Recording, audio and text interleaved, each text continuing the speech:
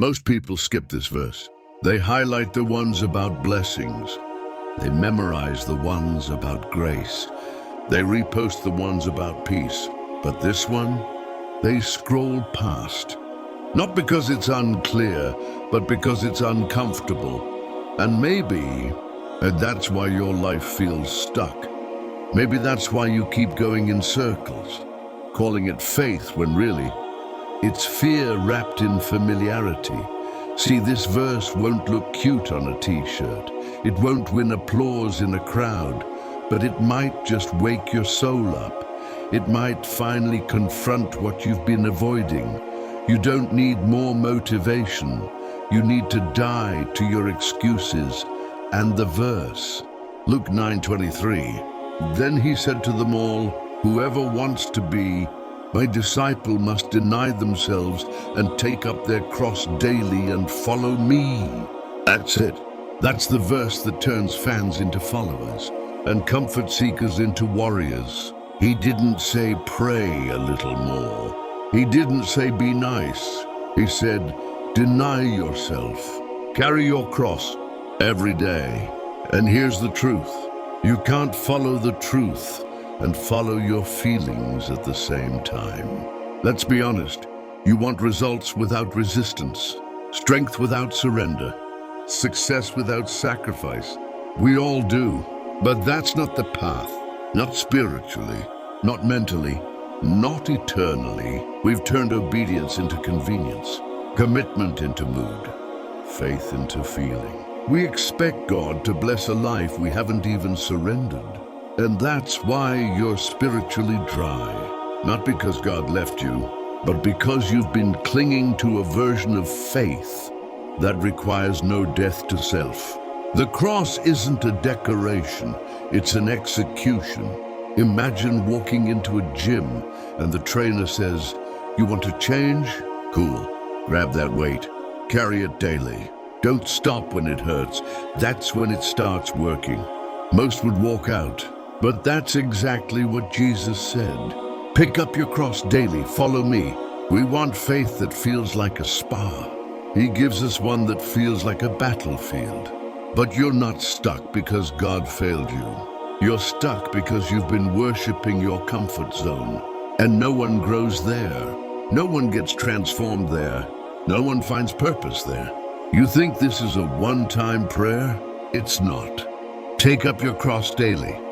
Every single day, you wake up with a choice. Will I follow my emotions or follow the truth? Will I feed my ego or deny it? Will I obey, even when no one's watching? Even when it hurts? Most people won't. That's why most people stay the same. God never said following him would be easy. He said it would be worth it. Let's go deeper. You're not waiting on God. You're waiting for obedience to feel convenient.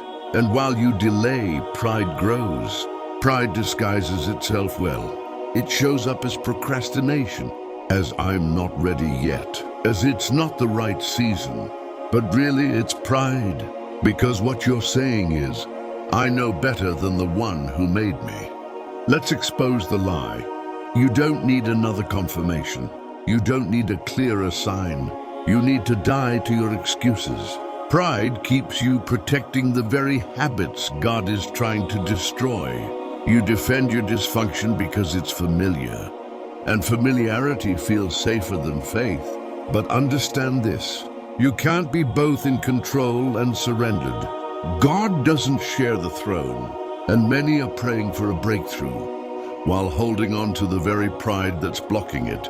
You say, I want peace, but you won't forgive. You say, I want purpose, but you won't sacrifice. You say, I want growth, but you won't submit. The cross you refuse to carry is the reason you're stuck. And until you drop your pride, you'll keep dragging your pain into every new season. Fake faith looks real until it's tested. It sings loud in worship, but silent in temptation.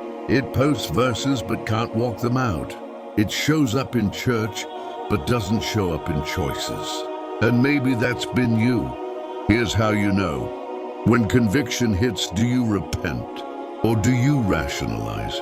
Because real faith doesn't argue with truth. It bows to it. You say, God knows my heart. But that's not an excuse. That's the problem. Because he does know your heart, and he's calling you out of it. We've created a spiritual culture that's heavy on feelings, light on discipline, heavy on emotion, light on endurance. But Jesus never promised ease. He promised transformation. And that transformation only comes through death. Not physical, but spiritual. Death to ego. Death to secret sins.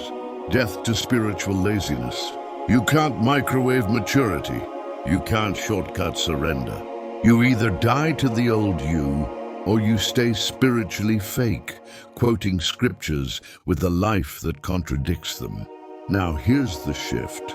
God doesn't call you to die to self because he wants to crush you. He calls you to die to self because he wants to raise something better in its place. Every no to sin is a yes to strength. Every death to pride makes room for peace. Every step of surrender invites supernatural power into your natural weakness. The cross is painful, yes, but it's not pointless. It's the very tool that leads to your healing, your clarity, your purpose.